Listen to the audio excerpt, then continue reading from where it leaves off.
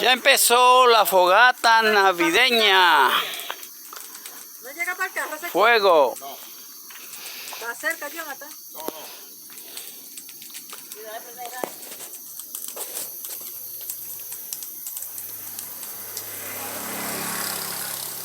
Mi amor, trae a la señora para que vea la fogata navideña. Venga, vieja, a ver la fogata navideña.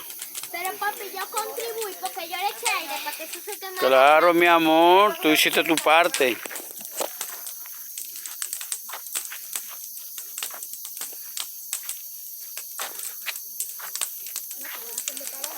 Ajá. Está potente. Ay, no. ¿Cómo que le metió estos palos así? Papá Ramón.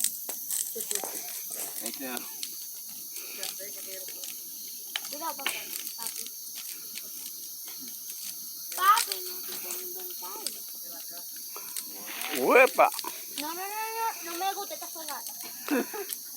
Esa es la verdadera fogata, Yoma. Como alrededor de muchos árboles. Ajá. No hay árboles alrededor, mi amor. Ay, ¿qué iba a hacer?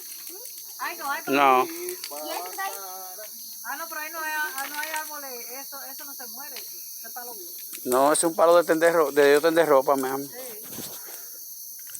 Esa chipita quema ropa, tengan cuidado. Con el algodón, oíste.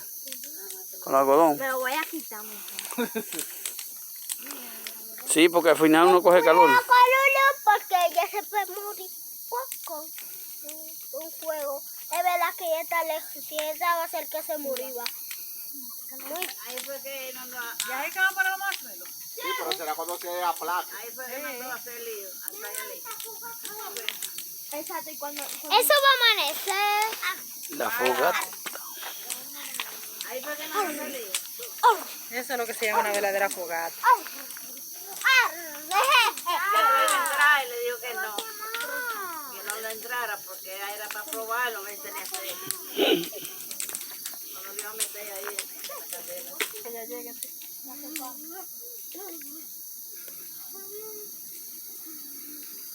Nuestra fogata navideña.